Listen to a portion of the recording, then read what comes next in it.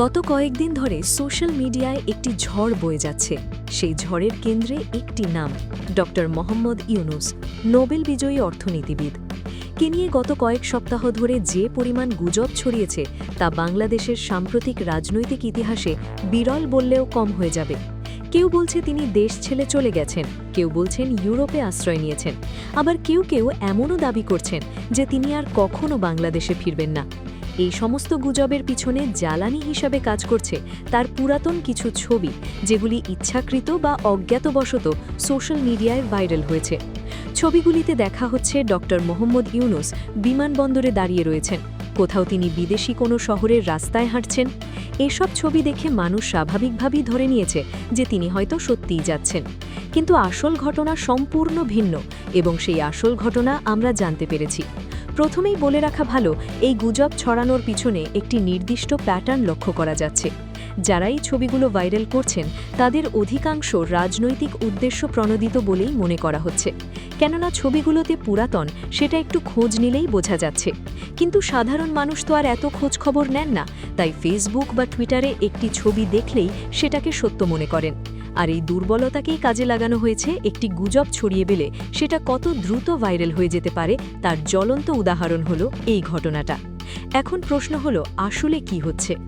Doctor Mohammad Yunus কোথায় আছেন? তিনি কি সত্যিই দেশ ছাড়ছেন, নাকি এটা পুরোটাই বানোয়াট? এই প্রশ্নগুলোর উত্তর জানতে গিয়ে আমরা জানতে পেরেছি তা অনেকের কাছে চমকপ্রদ মনে হতে পারে। বিশ্বস্ত সূত্র থেকে নিশ্চিত হওয়া গিয়েছে যে ডক্টর মোহাম্মদ ইউনুস এই মুহূর্তে বাংলাদেশে অবস্থান করছেন। তিনি দেশ ছাড়েননি, দেশ ছাড়ার কোনো পরিকল্পনা তার নেই, বরং তিনি বাংলাদেশেই থাকবে এবং এখান থেকেই তার কার্যক্রম চালিয়ে যাবেন। দায়িত্ব ছাড়ার পর থেকে তিনি কিছুটা নীরব ছিলেন, এটা সত্য, কিন্তু এই নীরবতা অনেকে ভুল ব্যাখ্যা করছেন। তারা মনে করছেন নীরবতা মানেই অনুপস্থিতি, কিন্তু ব্যাপারটা মোটেও তাই নয়। ডক্টর ইউনুসের কাছের মানুষদের সাথে কথা বলে জানা গেছে তিনি এই মুহূর্তে রাষ্ট্রীয় অতিথি ভবন যমুনায় অবস্থান করছেন। তার স্ত্রী এবং সন্তান তার সাথে সেখানে রয়েছেন। অনেকের মনে প্রশ্ন জাগতে পারে, তিনি নিজের বাড়িতে না থেকে অতিথি ভবনে কেন আছেন? এই প্রশ্নের উত্তরটা বেশ সরল। গুলশানে তার নিজস্ব বাসভবন এই মুহূর্তে সংস্কার কাজ চলছে। বাড়ির ভিতরে বেশ কিছু পরিবর্তন, মেরামত করা হচ্ছে। এই সংস্কারের কাজ চলাকালীন সময় সেখানে বসবাস করা সম্ভব নয় বলেই তিনি সাময়িকভাবে অতিথি ভবনে উঠেছেন। আগামী এক সপ্তাহের মধ্যে সংস্কারের কাজ শেষ হলে তিনি স্থায়ীভাবে নিজের বাড়িতে ফিরে যাবেন বলে জানা গিয়েছে। এখানে একটা বিষয় খুবই গুরুত্বপূর্ণ, ডক্টর ইউনুস দায়িত্ব ছেড়ে দিলেও তিনি কিন্তু নিষ্ক্রিয় হয়ে বসে নেই। তার পরিকল্পনা অনুযায়ী আগামী সপ্তাহ থেকে তিনি তার নিজ হাতে গড়া প্রতিষ্ঠান ইউনুস সেন্টারের নিয়মিত কার্যক্রম শুরু করবেন। এই অনুষ্ঠানে আমার জীবনের অন্যতম গুরুত্বপূর্ণ কাজের কেন্দ্র। এখান থেকে তিনি তার বিশ্ববিখ্যাত 3-0 ধারণা নিয়ে কাজ চালিয়ে যেতে পারেন। 3-0 বলতে বোঝা যাচ্ছে 0 পভার্টি, 0 আনএমপ্লয়মেন্ট এবং 0 কার্বন অ্যানিমেশন। এই 3টি লক্ষ্য অর্জনের জন্য তিনি দীর্ঘদিন ধরে কাজ করে যাচ্ছেন। এবার আসা যাক আরেকটি গুরুত্বপূর্ণ তথ্যে। জানা গেছে আগামী মার্চ মাসের 3য় সপ্তাহে তিনি জাপান সফরে যাবেন। এই সফরটি 5 দিনের। জাপানের সাসাকাওয়া পিস ফাউন্ডেশন তাকে আনুষ্ঠানিকভাবে আমন্ত্রণ জানিয়েছে। সেখানে তিনি বেশ কয়েকটি লেকচার দেবেন এবং গুরুত্বপূর্ণ কিছু বৈঠকে অংশ নেবেন। প্রকৃতপক্ষে এই সফরসূচি আগে থেকেই নির্ধারিত ছিল। এটা কোনো আকস্মিক বা অপরিকল্পিত সফর নয়, বরং সবচেয়ে গুরুত্বপূর্ণ বিষয় হল সফর শেষে তিনি পুনরায় বাংলাদেশে ফিরে আসবেন। তিনি যাচ্ছে কিন্তু ফিরছে না, এটা কোনো একমুখী যাত্রা নয়। এখন অনেকে হয়তো ভাবছেন, তাহলে গুজব ছড়াচ্ছে কেন? কাদের স্বার্থে গুজব ছড়ানো হলো? এই প্রশ্নের উত্তর খুঁজতে গেলে বাংলাদেশের বর্তমান রাজনৈতিক পরিস্থিতির দিকে তাকাতে হবে। দেশে এখন একটি বড় ধরনের রাজনৈতিক পরিবর্তন হচ্ছে। এই পরিবর্তনের মধ্যে নানা পক্ষ নানাভাবে নিজেদের অবস্থান শক্ত করতে চাইছে, আর এই অবস্থার লড়াই গুজবটা একটি শক্তিশালী অস্ত্র হিসেবে ব্যবহৃত হচ্ছে। ডক্টর ইউনুসকে নিয়ে গুজব ছড়ানোর পেছনে রাজনৈতিক হিসেব নিকাশ কাজ করছে বলেই মনে করছেন বিশ্লেষকরা। কিন্তু গুজবের চেয়ে বেশি আলোচনার জন্ম দিয়েছে আরও একটি বিষয়। ডক্টর ইউনুস তখন দেশে থাকছেন বলে নিশ্চিত হওয়া গেল, তখন অনেকের মনে একটি নতুন প্রশ্ন জেগে উঠেছে। সেই প্রশ্নটা হলো, ডক্টর ইউনুস কি বাংলাদেশের নতুন রাষ্ট্রপতি করা হবে? এই প্রশ্নটা অমূলক নয়, কারণ দেশে এখন রাষ্ট্রপতির পদটি নিয়ে ব্যাপক আলোচনা চলছে। কী হবে পরবর্তী রাষ্ট্রপতি, সেটা নিয়ে জল্পনা কল্পনার শেষ নেই। আর ডক্টর ইউনূসের নাম এই তালিকায় থাকবে, এটা অনেকে ধারণা করছিলেন। তবে এখানেই আসল চমকটা আছে। খোঁজখবর নিয়ে জানা গেছে, তাদের রাষ্ট্রপতি পদের দৌড়ে ডক্টর ইউনূস এগিয়ে নেই, বরং সবচেয়ে এগিয়ে সম্পূর্ণ ভিন্ন এক ব্যক্তি। সেই ব্যক্তিটি হলেন বিএনপির অত্যন্ত গুরুত্বপূর্ণ নেতা খন্দকার মোশাররফ হোসেন। রাজনৈতিক মহলে তার নাম এখন সবচেয়ে জোরে সোরে উচ্চারিত হচ্ছে। পরবর্তী রাষ্ট্রপতি হিসেবে তার নামই সবচেয়ে বেশি আলোচিত। অবশ্য এখনও চূড়ান্ত সিদ্ধান্ত হয়নি, কিন্তু যেভাবে পরিস্থিতি এগিয়ে যাচ্ছে তাতে খন্দকার মোশাররফ হোসেন রাষ্ট্রপতি হওয়ার সম্ভাবনাই সবচেয়ে বেশি বলে মনে করা হচ্ছে। এই শব্দটা অনেকের কাছে হয়তো হতাশাজনক হতে পারে, কারণ ডক্টর ইউনূসের ভক্ত অনুরাগীরা চেয়েছিলেন তিনি রাষ্ট্রপতির দায়িত্ব নেন।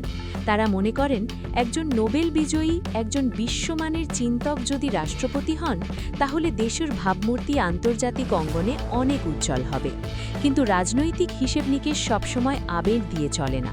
সেখানে দলীয় সমীকরণ, আনুগত্যের ইতিহাস এবং রাজনৈতিক অভিজ্ঞতা সব বিষয় গুরুত্ব পায়।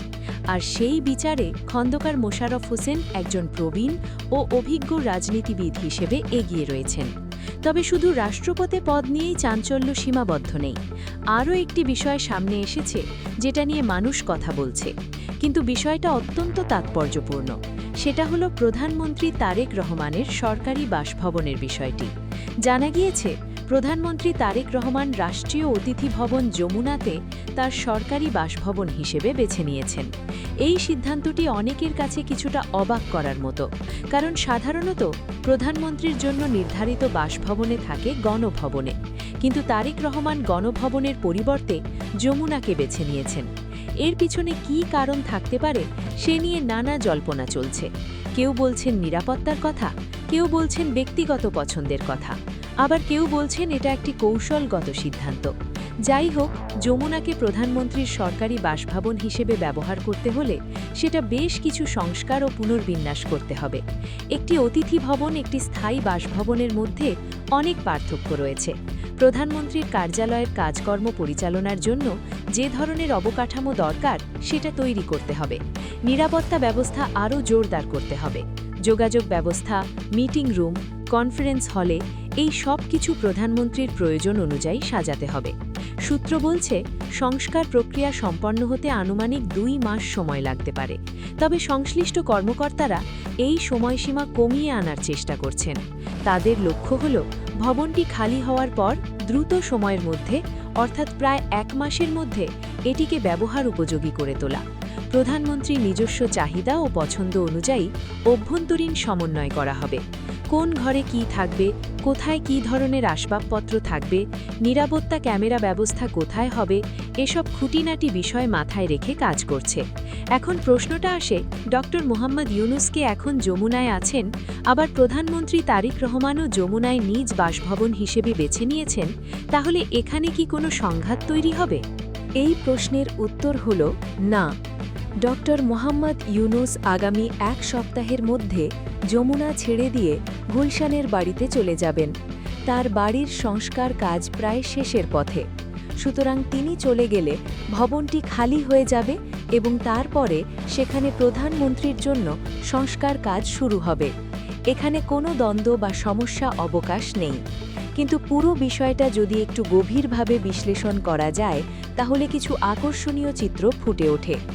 একদিকে ডক্টর ইউনূস, যিনি এতদিন দেশের হাল ধরেছিলেন, তিনি এখন সেই দায়িত্ব রেখে সরে এসেছেন।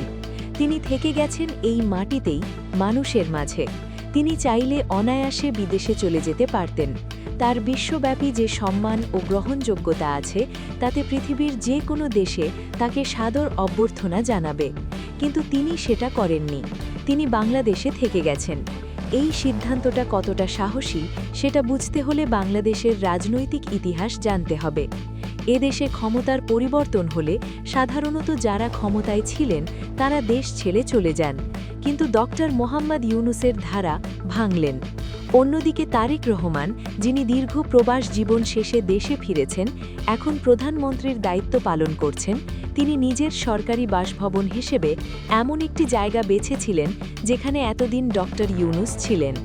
ক্ষমতার এই হাত বদল, একই ভবনকে কেন্দ্র করে দুটি ভিন্ন সময়ে দুটি ভিন্ন অবস্থান, এটা যেন বাংলাদেশের রাজনীতির একটি প্রতীকী চিত্র হয়েছে।